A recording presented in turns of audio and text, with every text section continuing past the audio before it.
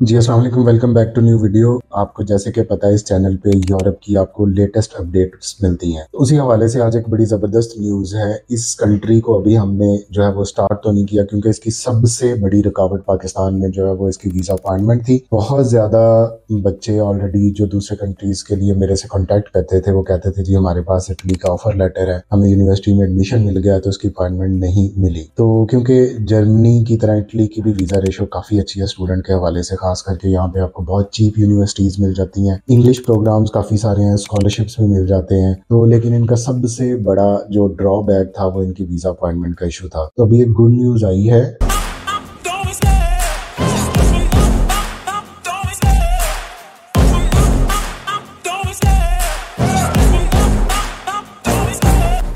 29 फरवरी को जस्ट 2 दिन पहले इनकी जो ऑफिशियल एम्बेसी है इटली की पाकिस्तान में, उसने एक पब्लिक अनाउंसमेंट की है। उसमें उन्होंने ये बताया कि एक न्यू आउटसोर्सिंग कंपनी मतलब कोई साथ में अफिलिएटेड कंपनी जैसे जेरीज वाले हैं, वीएफएस वाले हैं, ये जो आपको अपॉइंटमेंट्स और डॉक्यूमेंट्स कलेक्शन की सर्विसेज प्रोवाइड करते हैं। तो इन्होंने अब 4 मार्च से बीएलएस इंटरनेशनल एक पोर्टल है, एक आउटसोर्सिंग कंपनी है, उनके साथ इनका कॉन्ट्रैक्ट हुआ है। अब वो इनकी अपॉइंटमेंट्स को डील करेगा। ठीक है, तो जो पहले से बहुत ज्यादा रश था, इन्होंने काफी दफा अपॉइंटमेंट का सिस्टम जो है वो चेंज किया। कभी कॉल्स पे अपॉइंटमेंट होती थी, कभी जो है वो ईमेल्स पे अपॉइंटमेंट आ गई, फिर जेरीज वाले भी बीच में आ गए। अब इनका जेरीज या दूसरी अपॉइंटमेंट का सिस्टम बिल्कुल 4 मार्च से खत्म होके अब नए सिस्टम पे शिफ्ट हो रहा है जो कि बीएलएस इंटरनेशनल है। तो होपफुली ये जो आउटसोर्सिंग कंपनी है ये काफ़ी हद तक मैनेजमेंट कर लेती है अपॉइंटमेंट्स के हवाले से। जैसे यूके का बहुत ज़्यादा एप्लीकेंट होता है लेकिन गैरीज वाले जो है वो उसको डील कर लेते हैं। तो इसी तरह अब एम्बेसी इटली की भी जो है वो बीएलएस इंटरनेशनल के थ्रू जो है वो आपको अपॉइंटमेंट्स प्रोवाइड करेगी। और ये लीगलाइजेशन के लिए और वीज़ा सर्विसेज के लिए, वीज़ा सर्विसेज में शॉर्ट टर्म वीज़ा है, लॉन्ग टर्म वीज़ा है, और इसके अलावा आपका जो भी कोई और फैमिली रीयूनियन का वीज़ा है। ठीक है, ये सारे वीज़े की जो अपॉइंटमेंट वाला सिस्टम है, डॉक्यूमेंट सबमिशन है, वो बीएलएस इंटरनेशनल करेगा।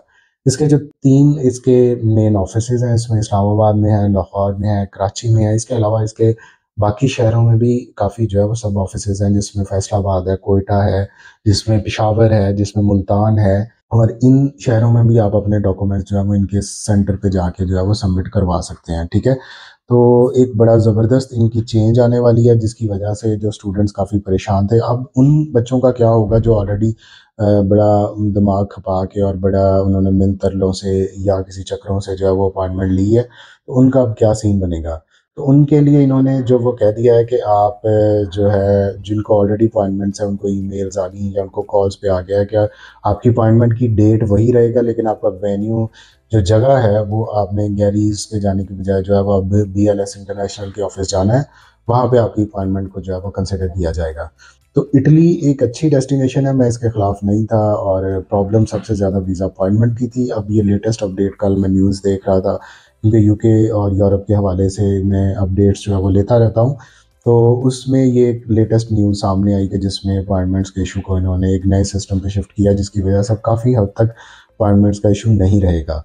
तो जो भी इटली के हवाले से स्टूडेंट्स जो है वो अपनी अपॉइंटमेंट्स के सिस्टम लिए परेशान है, वो 4 मार्च से बीएलएस के पोर्टल पे जाएं, खुद अपॉइंटमेंट्स बुक करें। वो क्लियरली मेंशन कर रहे हैं कि ना तो कोई अगर अपॉइंटमेंट्स के लिए आपसे थर्ड पार्टी पैसे डिमांड करती है तो वो स्कैम कर रही है, और ऐसा कोई अपॉइंटमेंट का सिस्टम नहीं है कि एम्बेसी जो है वो पैसे लेके आपको अपॉइंटमेंट्स।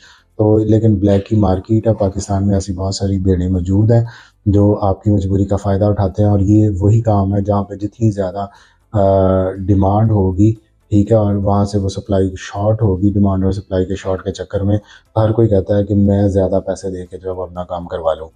तो इस हवाले से बाकी कंट्रीज़ जिनको हम डील करते हैं, अगर आप हमसे कंसल्टेंसी लेना चाहते हैं, उसमें फ़िनलैंड है, उसमें बेल्जियम है, उसमें फ़्रांस है, उसमें लैटविया है, उसमें लिथुआनिया है, उसमें स्वीडन है, उसमें ऑस्ट्रिया है, और सबसे पहला कंट्री जो मैं करता था लेकिन अब नहीं करता वो है पोलैंड। और उसकी बहुत बड़ी रीज़न इनकी वीज़ा रिजेक्शन है। 100 में से जस्ट 1% अब मैं कहूँगा जो बच्चा भी जा रहा है जस्ट वो 0.10 की रिजेक्शन लगाई जा रहे हैं। भाई आप अपनी एम्बेसी बंद करके चले जाएं अगर आपने कोई पाकिस्तान से वीज़ा नहीं देना। तो बच्चों का टाइम, उनका हर चीज़ जो है ये उस पे दाव पे लगी हुई है। बहरहाल आप अपने कंट्रीज़ को चूज़ करें। फ्रांस की वीज़ा रेशो अच्छी है, बेल्जियम की वीज़ा रेशो अच्छी है, इटली की वीज़ा रेशो अच्छी है, ठीक है। फिर स्वीडन की वीज़ा रेशो अच्छी है।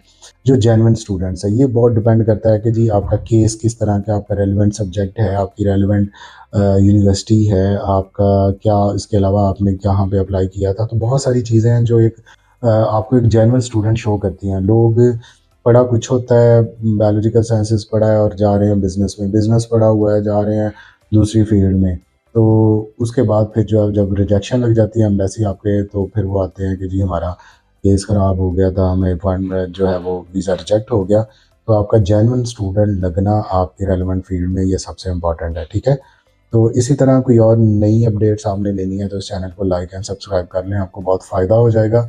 आपको एक जेन्युइन ऑथेंटिक इन्फॉर्मेशन मिलेगी कि और टू द पॉइंट मिलेगी। Thank you so much.